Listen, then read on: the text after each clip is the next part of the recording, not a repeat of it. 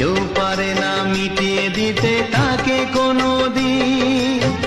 তোমারই আশীর্বাদে জীবনের প্রতি পদে যেন আমি রাখতে পারি তোমারই সুনাম মা, ও মা।